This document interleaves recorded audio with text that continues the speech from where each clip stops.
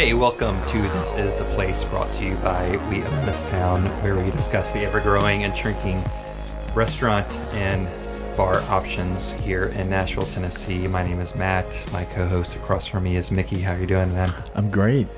Good to see you. I feel like it's been a while. It's been a minute. It's been a minute. How was your Labor Day weekend? I was working most of the weekend, I guess. I don't know if you were too. I'm assuming you were. We haven't seen each other much, but it's good to see you today. Yeah. So on Labor Day, I hung out with the family. I did go to a Sounds game, and I just want to say the hot dog was really good. Mm-hmm. A really good hot dog. I was surprised at how good it was. It was fucking hot outside, but anyway. Dude, you missed out on some great craft cocktails and some amazing nachos. At the game? Yeah, there's an area called the Bandbox. And the folks from Bastion have craft cocktails and amazing. That's what that is. That is what that is. Man. So there's some adult fun at a Sounds game if you're attending. Oh, yeah.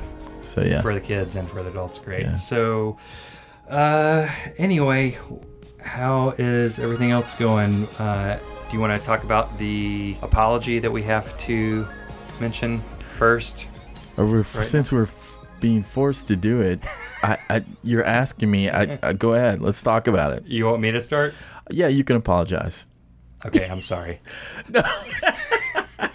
So last week on the episode, again, we talked to Jeremiah from the Green Hour. That was awesome. But we mentioned, I don't even remember exactly what we were talking about specifically, but we mentioned the Fort Houston area, which is a mistake because it is actually the Wedgewood-Houston neighborhood, not the Fort Houston neighborhood. So I don't know when the Wedgewood-Houston neighborhood started being called that. I associated Fort Negley with the Houston area, and I know that the Fort Houston building that is no longer here, but it's an art work space. So Fort Houston was a place, a building, and now it's a parking lot. Yeah. But it's always in our hearts and minds, and we're very close to that area. So we're coming to you. We're hovering above that space.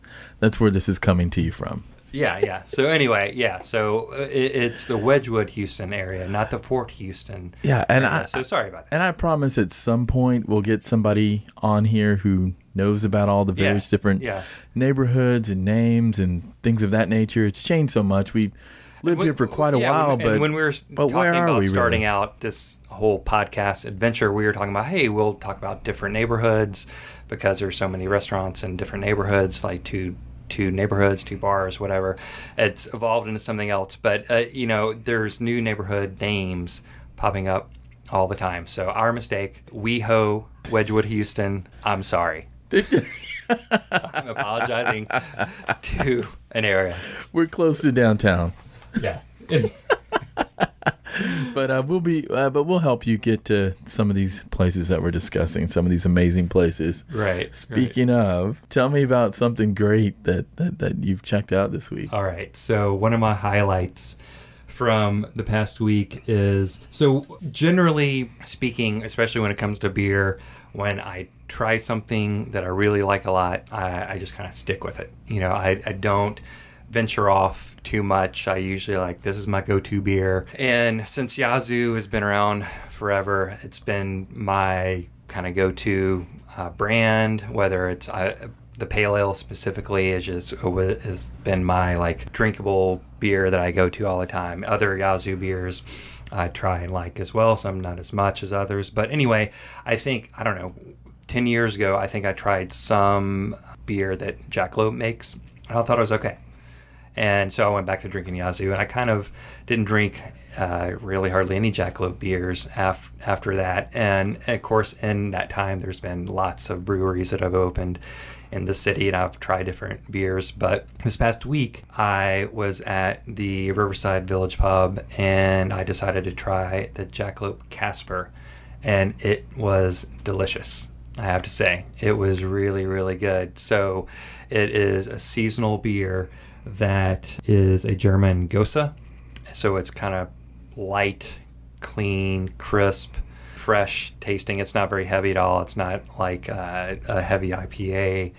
And I believe it had an IBU of 12, which if anybody has seen though, yeah. So more and more when you're looking on a menu, a beer menu, you see, the cost and then next to it like IBU number and then some random number. And a what? IBU. It is the International Bitterness Unit.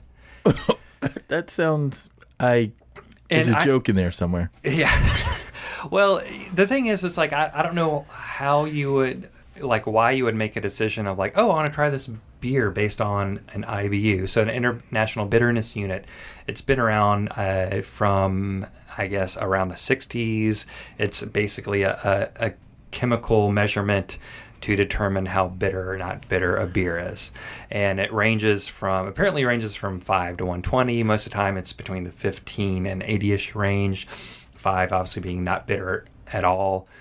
Or I've seen the IB unit go all the way up to 1,000, which sounds ridiculous. Like that sounds like something that's not enjoyable. Well, I guess that makes sense. I was in it was what was called the tiniest bar in Amsterdam, and they taught me how to drink. And I was drinking Belgian beers, and they were like, I can't remember if it was bitter to sweet or sweet to bitter or whatever, but I drank 3 beers, and I was gone. Yeah. Beer and cheese, and the whole thing was bitter to sweet. There's a certain way to drink them. That's what it is. I think it's, I don't know. I think it's kind of ridiculous. I mean, it shouldn't be a gauge on how you're going to enjoy a beer based on it. I mean, I guess you can say, oh, this is going to be a really, really bitter beer, I don't know. Anyway, going back to the Casper, I think they are only going to have it available for another month, and then it's going away. It's just a seasonal beer. But when I was at the pub, I do have to say I had the Jackalope Casper with their soft pretzel and beer cheese, which the beer cheese is made with Yazoo beer. And so I was mixing the Jackalope and Yazoo brands. I don't know how they feel about that. I'm sure they're very fine with it. It's not like they're in some competition. I'm sure they're friends. Well, I'd say Yazoo knows what they're doing. They do. They just opened up in what neighborhood is this area? You mean they just Jackalope. Opened up Jackalope, yeah. And the Yazoo, WeHo. Yazoo's moving also. Again?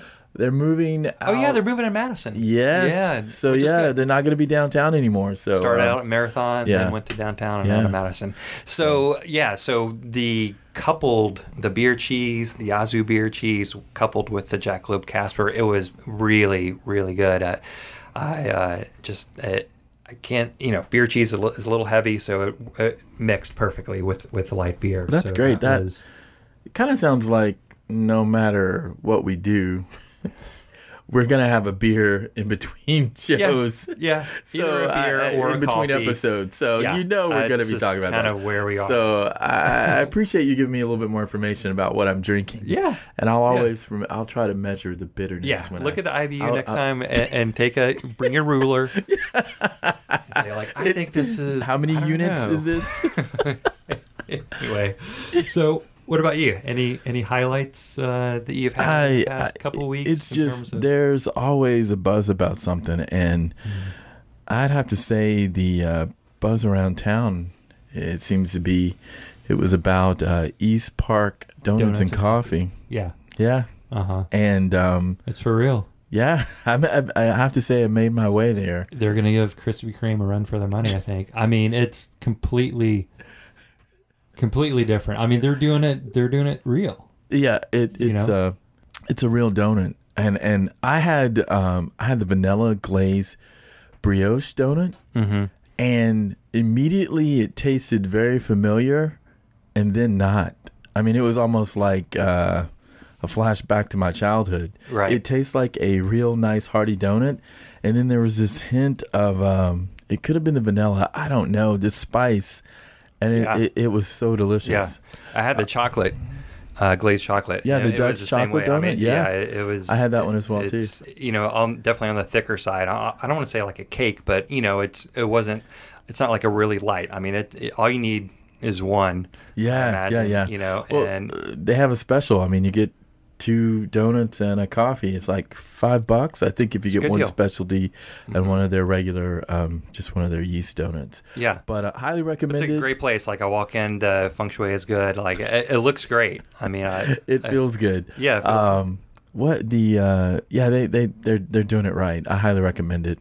But I have to say that was definitely a highlight. So East Park Donuts and Coffee. Just opened it's located a couple weeks ago, I think. It's located on 700 and Main Street in Nashville. It's in East Nashville. And, definitely look it up and check it out. If you're going to order more than 2 dozen, you need to call ahead. I think they're open you need to give them 2 days. 8 to 4 maybe, or 6 to 4. They're not open late afternoon, so you got to get there early. So a couple other openings that we need to discuss. One that was mentioned a couple episodes back is, of course, Kenny Wilson from City House, his new place, which is the Mop and Broom Mess Hall. I believe it is opening. It's opening it up might soon, be open in the next few days. In the next few days. By the time this podcast hits, it might be open. I think I'm about to check it out. Barbecue chicken and Southern Food Fair. Right. I think that's right up my alley. It is I believe it's in the Salem Town neighborhood. Not Germantown? Not Germantown. Oh, it's different.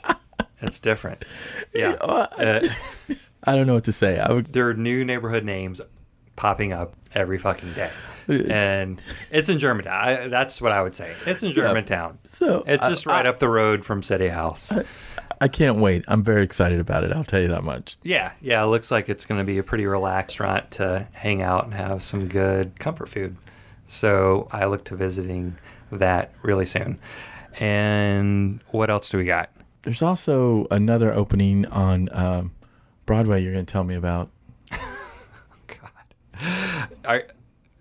So we talked about Paradise Park? Yeah, they closed. What's coming next? I saw yesterday that it is going to be some massive axe throwing venue. I don't know it's going to be so big on the axe throwing. There'll be an area to throw axes. There'll also be an area to stay overnight if you decide to do that. And there'll also be food and drink there. So I'm really confused. So wait, seriously. So there's going to be like a small boutique hotel? Something of that nature. It says that you're going to be able to rent a room and bunk beds or a bed or what have you. By the hour? They didn't say that. I wouldn't say that. Okay. But the folks with Strategic Hospitality are behind this, and It sounds like they are truly getting into the hospitality space, and it's very strategic. Right. So, okay. But it's going to be something that's not on Broadway. They're offering something completely different. Yeah, which is good. They're offering an alternative, but it sounds very, very exciting. Sounds very exciting. We'll see. It sounds a little nutty. But anyway, So there is in the WeHo neighborhood. I think it's good that we're. Good that we're concentrating in one central neighborhood because we strayed off so far from what's where on our last episode that we're keeping it in. I don't know if you mentioned it at all on the last episode or not, but there is a new coffee place, and it is called Americano Coffee Lounge. It's not a cafe, it's a lounge. And there's a reason why it's called a lounge. So, Mickey, tell me about it. Well, I mean, the reason why they call it a lounge is because what they've come up with, it just feels like it. Coffee lounge, the place, the decor, it's kind of like a throwback to another time, And they really focused on getting the feel right. Yeah, so it's not like it's complete 180 from the vibe of, say, Stay Golden or Crema or, those sorts of coffee cafes, which are usually a little brighter. Nothing wrong at all with any of these places. I'm just saying it's a completely different vibe. It's not a cafe. It's a lounge. I think, so right now they are only open until 6, I believe. 8 to 6. 8 to 6. And then maybe down the pipeline they're gonna open after that, but you walk in and it's dark wood. It definitely, it just looks more like kind of like a bar vibe. It's kind of putting a 40s twist on your coffee experience. Okay. And that's their words. Yeah. And they're just kind of going for something different. I mean, from the name to what they're serving to the whole vibe. Yeah. I definitely pop in. It looks like there's a little stage with there's a piano with a little stage. It might be utilized sometime later on in the future. Jazz trio, what have you. Yeah. But Cody, Graham, and Scott, you will probably more than likely meet one of those three folks behind the bar, and they will absolutely tell you all about it. I mean, and they are really knowledgeable of the coffee experience. Yeah, they roast their own coffee off-site somewhere, and they have several variations of the coffee. And they have their own estate where they grow their coffee. Yeah, is that right? Yeah, I think in South America somewhere they have their own property where they have the coffee beans that they ship up here. So yeah, they are doing something cool. And the coffee, I had the Bali just straight up, and it was definitely a different style of just your standard coffee, hints of blueberry, but it was good. I mean, I don't need to say anything else other than it was really tasty. And I think you had their Americano, and the namesake, it was very good. Yeah, but it's right beside Bastion. And especially if you're in this neighborhood between 4 and 6, everybody's kind of, the neighborhood's coming back to life. Definitely pop in and have a coffee. But it's a great new addition to this neighborhood. So it's in the Houston Station building? Yes. Why are you rolling eyes at me? No, that wasn't eye rolling. That's exactly what that is, my friend. So yeah, there's no eye rolling. That's what it is. All right. Yeah, Houston Station. Yeah, which is an area in the Wedgewood-Houston area. So anyway, what other places have you been to in the past couple weeks that you want to talk about? Any good restaurants, any good bars? I know that you and your lovely wife are going to be going out for dinner sometime soon. You owe her a birthday dinner. Yeah. I would highly recommend checking out Peninsula. Okay. It's located on the east side, and the place itself feels very romantic. And I'd probably recommend going in and checking it out just for a drink or what have you. On Cleveland Street. Yeah. A pretty small place, right? Yeah, it has about 32 seats. They have a bar. I guess the thing that really caught my eye when I walked in, it's kind of dimly lit, and I looked to my left and I could see the kitchen, and there was a giant disco ball in the kitchen. Was anybody dancing? No. Oh, man. I would love to see a dancing chef. I just need food. The food was dancing on the plate. As long as the food's good, that's great. But, somebody enjoying. But there were also, the music was appropriate for the disco ball there. But the executive chef, Jake Howell, they are not really messing around. I mean, the food was fantastic. Peninsula. Okay, so throughout the course of history, the Iberian Peninsula has witnessed numerous occupations. And so the region encompasses the majority of like Spain, Portugal, and it seems the restaurant is influenced by those particular countries as well too.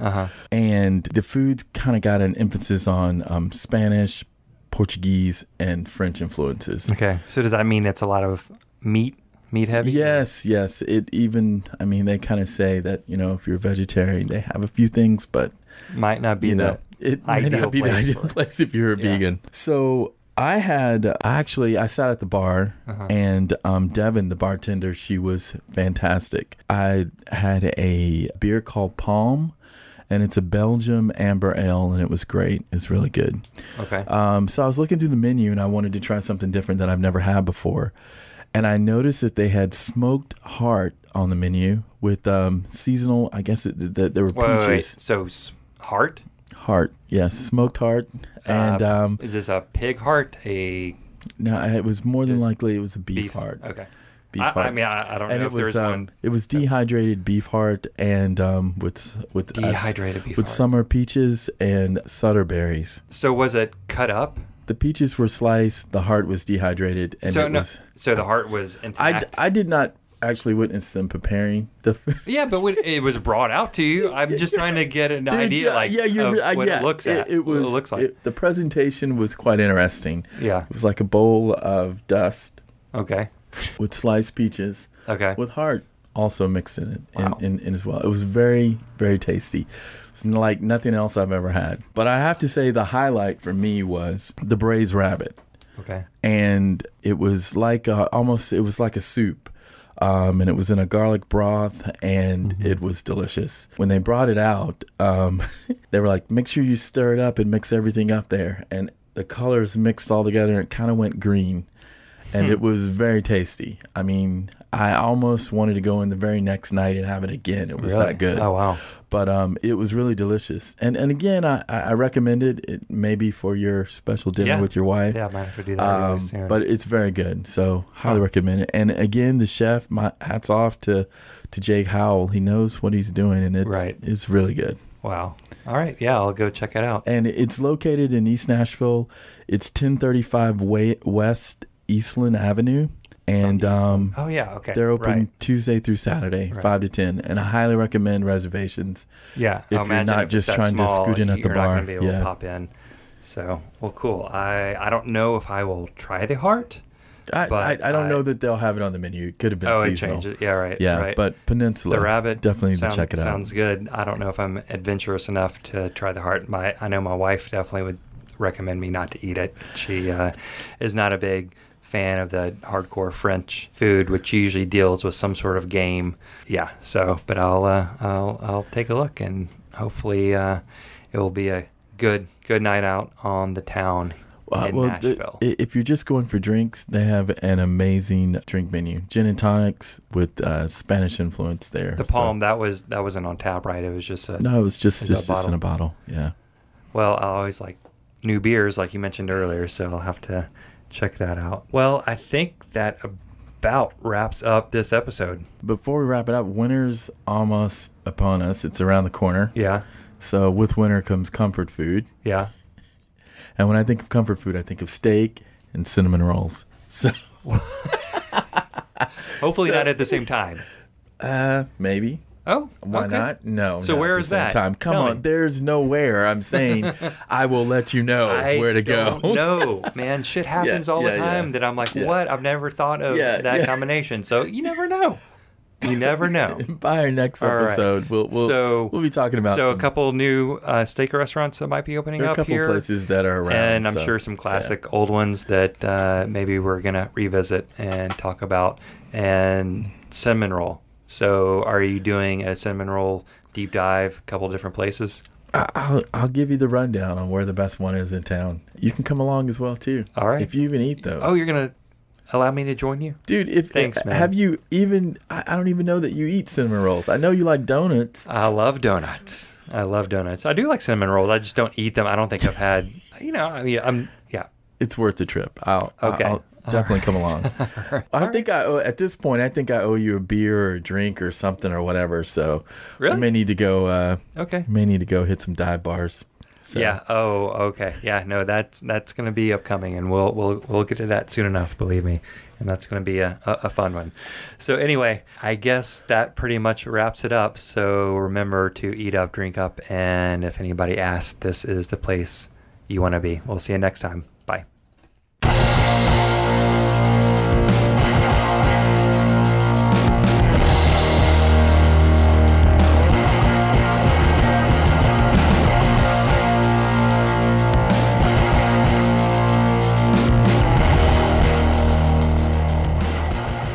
Welcome to This Is a Place.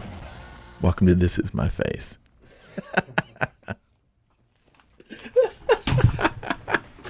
Dude. Is that under 20 minutes? I don't know. Dude.